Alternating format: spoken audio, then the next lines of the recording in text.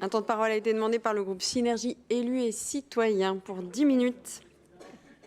Madame la vice-présidente, mes chers collègues, monsieur le vice-président aux finances, je voudrais m'associer à vos propos pour remercier l'équipe qui fait un travail exceptionnel et puis monsieur Six avec qui j'ai beaucoup travaillé et qui a été d'une grande compétence. Exceptionnellement, et permettez-moi de commencer mon intervention par une citation. Il faut agir rapidement, c'est le dernier mandat pour le climat. Nous devons végétaliser massivement, débitumer les cours d'école, transformer nos mobilités, renforcer notre autonomie alimentaire. Nous devons engager dès le début du mandat ces chantiers qui s'anticipent et prennent du temps. Ces mots ont été prononcés par Grégory Doucet dans un entretien avec le média local L'Arrière-Cour le 16 juin 2020, quelques jours avant son élection à la mairie de Lyon. Permettez-moi d'enchaîner avec une seconde citation, cette fois-ci, vous concernant directement, Monsieur le Président, dans une tribune parue dans le journal Le Monde, il y a une quinzaine de jours, tribune restée relativement discrète, vous écrivez « À l'heure de la crise climatique conjuguée aux tensions inflationnistes, l'enjeu des mobilités quotidiennes n'a jamais été aussi important pour la France et l'Union européenne.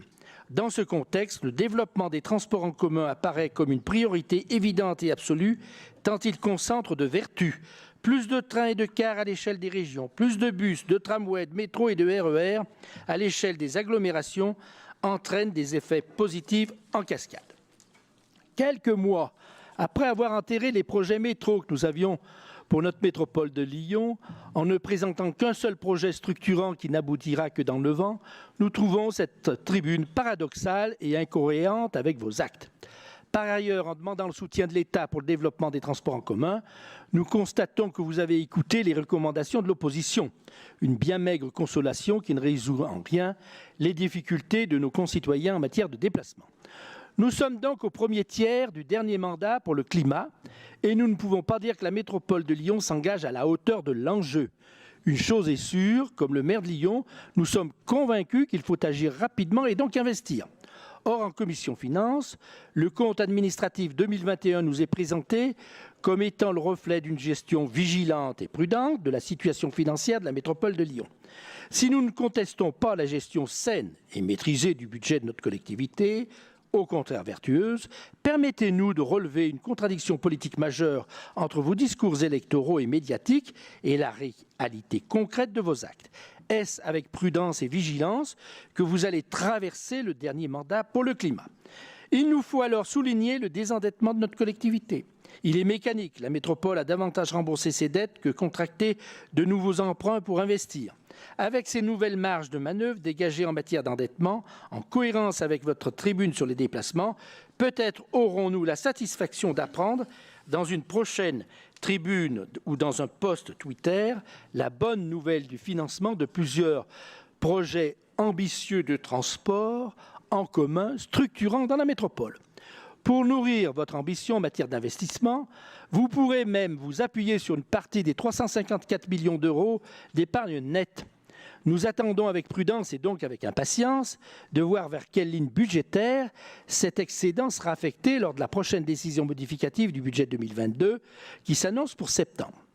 Après une analyse plutôt politique et générale de ce compte administratif, il est intéressant de regarder plus en détail certaines lignes. Au sujet du budget d'assainissement, nous constatons que les marges de manœuvre dégagées en fonctionnement vous ont permis de financer tous les investissements réalisés sans emprunter. Sur les 91 millions qui étaient prévus au budget 2021 pour investir, seuls 50% de cette somme n'ont été utilisés. Nous trouvons dommage de n'avoir pas fait le choix de réaliser davantage de projets d'investissement compte tenu des besoins du territoire, quitte à recourir à l'emprunt. En matière de développement économique, nous demandons une inflexion positive concernant l'Arderly et On-Lyon. La métropole de Lyon peut davantage être proactive que ce qu'elle a été en 2021 et que ce qui est prévu budgétairement pour 2022. Les différentes zones d'activité ont besoin d'être soutenues par une politique d'attractivité plus active, plus ambitieuse. Et les maires sont prêts à s'associer avec vous dans cette dynamique qu'il serait temps d'enclencher. J'ai eu l'occasion de le dire au président de la métropole qui est venu plusieurs fois à Limonest dans la zone d'activité pour inaugurer les projets. Au sujet de la politique de logement, Les communes ont également besoin de la métropole de Lyon pour financer l'acquisition de réserves foncières. Si nous voulons obtenir des résultats au moins corrects en matière de construction de logements, l'investissement de la métropole de Lyon doit être marqué, visible et ambitieux. Et je le rappelle tout à l'heure, une des oratrices a indiqué que certaines communes de l'Ouest ne faisaient pas l'effort. Mais si, nous ne demandons que ça, d'être aidés par la métropole pour pouvoir avoir des réserves foncières et faire du logement social. Voilà, je le dis très simplement, il ne faut pas caricaturer, on est tous en besoin de ces crédits-là pour que notre collectivité peut et doit mieux faire. Dans le chapitre environnement, qui recoupe l'eau, les déchets, les espaces naturels, la transition écologique, vous annoncez avoir dépensé 86,6 millions d'euros en investissement, soit 11% du budget total d'investissement réalisé. Si bien entendu, votre engagement pour l'environnement doit être regardé avec plus de hauteur et intégrer d'autres postes de dépenses, ce pourcentage démontre bien que vous êtes loin de concrétiser votre ambition écologique. Au regard de ces données, je ne suis pas certain que notre collègue Grégory Doucet vote ce compte administratif.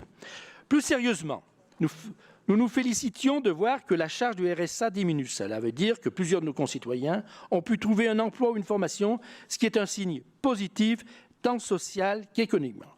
Bien que vous aimiez le sport, Monsieur le Président, nous constatons une diminution des subventions allouées aux clubs sportifs. Nous regrettons que vous ayez choisi d'économiser 100 000 € au détriment des clubs sportifs amateurs, dont le rôle sociétal est indispensable, tant pour faire vivre le sport dans toute sa diversité dans les communes que pour accompagner et encadrer notre jeunesse. À 2 ans des Jeux Olympiques de Paris 2024, c'est un signal négatif qui est envoyé. D'ailleurs, nous ne savons pas si la flamme olympique traversera la métropole de Lyon. Si vous avez besoin de moyens pour financer les 180 000 € réclamés, nous vous proposons d'utiliser les 80 000 € initialement alloués au festival Alternatiba qui a été annulé faute de billets vendus. Nous notons le soutien reconduit à la lecture publique et plus globalement les moyens alloués à la politique culturelle. Sur cet aspect, l'ambition de soutenir les acteurs artistiques et culturels de la métropole prend forme avec les moyens qui seront dorénavant alloués au CTM. Pour cela, c'est un signe positif que vous envoyez dans ce domaine. Nous soulignons globalement la maîtrise que vous avez de la masse salariale qui sera amenée à évoluer à la hausse dans les prochains mois du fait de l'inflation, de la revalorisation du point d'indice, 3,5, puisque nous venons de le savoir, mais également du fait de la création de la régie de l'eau. Pour conclure, nous avons fait le choix de dire un mot sur l'aide à l'investissement dans les communes au moment de cette prise de parole. Comme Marc Grivel l'a fait hier, il est temps de vous témoigner la satisfaction de notre groupe de voir l'une de nos demandes aboutir. Soutenir les communes dans leurs projets est pour nous l'un des rôles de notre collectivité. Et il vous appartient de continuer dans cette voie, car c'est ensemble que nous arriverons à répondre aux défis que nous réserve l'avenir, et c'est collectivement que nous devons construire la métropole de Lyon demain, celle dont bénéficieront les jeunes générations. Ainsi, et aussi au regard de l'épargne nette que vous dégagez en 2021, nous vous proposons de revoir à la hausse la somme allouée à cette aide aux communes en la doublant, voire en la triplant.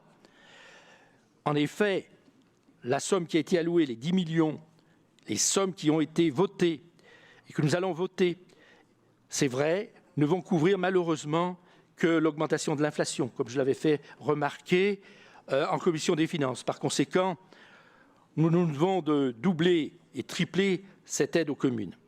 Les communes vous ont démontré qu'elles sont capables d'investir, de se projeter dans l'avenir. Certaines s'engagent fortement dans la rénovation thermique, dans la transition écologique, dans des projets d'équipement culturel, éducatif ou sportif. Dans la continuité de cette première vague de subventions métropolitaines allouées aux communes, nous savons que la métropole peut apporter davantage et nous vous demandons de le faire. Pas pour nous, les maires, mais bien pour les habitants de nos communes et donc pour les habitants de notre métropole. Je vous remercie. Merci. Un temps de parole a été demandé par le